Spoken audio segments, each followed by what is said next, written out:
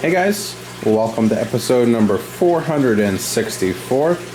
Today is Wednesday, so it's DIY Wednesday, and today I wanted to share with you how I upgraded my bell siphon from a normal bell siphon to a better bell siphon. And I mentioned earlier this week that this is a project that I was going to do, and I was going to model it after the Bigelow Brook Farm bell siphon. And essentially, if you haven't watched that video, I'll link it down below so you can go take a look. This is how it works.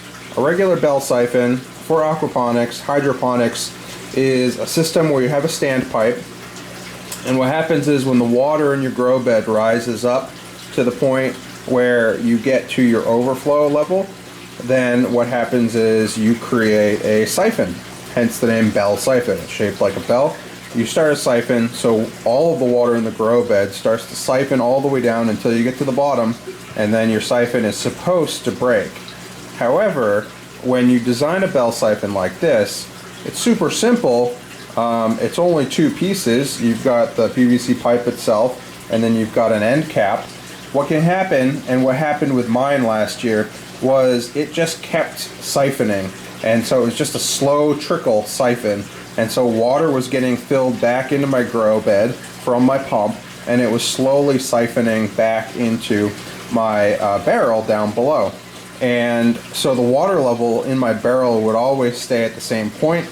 And when you've got a flood and drain system, you want that water to be going up and down, so it's constantly feeding your roots, but also aerating your roots, which keeps them healthy and avoids them drying out or avoids them rotting.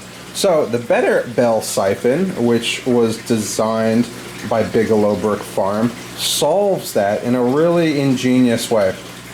All we did here was we attached an elbow up at the top into my cap fitting, and then ran a tube all the way down the bottom, and this is just padding to keep it sort of situated. And then at the bottom, what you find is a small cup, and it's easy to just use a PVC cap.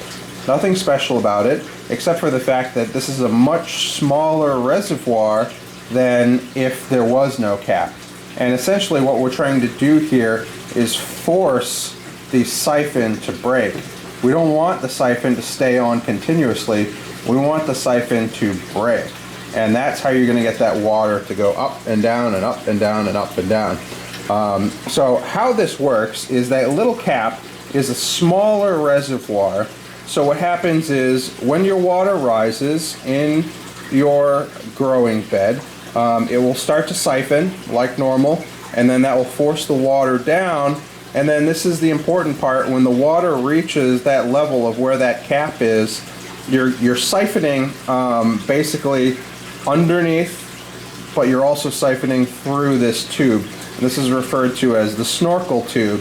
So what happens is when you get to this point, the snorkel tube is able to evacuate this little cup full of water really, really quickly.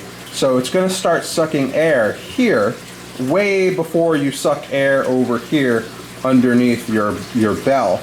And that's a good thing, because that's going to force air bubbles into the top of your bell siphon, and what it's going to do is it's going to help that siphon to reliably break every single time. And in that way, you're going to get a very reliable flood and drain system, and that's exactly what we're looking for. So what I did was I just took the bell siphon that I had, which was just the cap and the piece of PVC. This happens to be 1.5 inch PVC, and this slips over a 1-inch standpipe.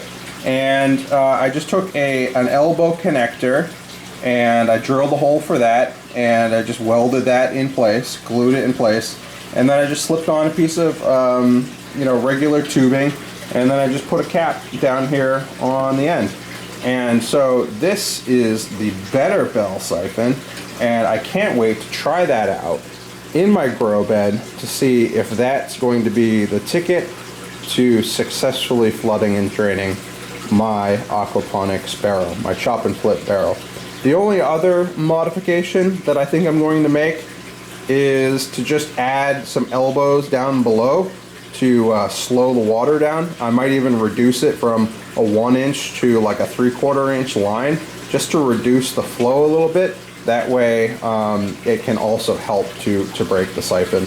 But the key to success here is the snorkel tube and the small little cup, which will fill with water and then will allow you to start sucking air quite a bit faster. But anyways, guys, hope that was a nice little explanation here for the Better Bell Siphon. I'm sure we'll see it in use here relatively soon. All I need to do is pick up a pack-and-play solar array and get my system up and running. But for now, that's what we got. Hope you guys enjoyed, and I'll see you guys later.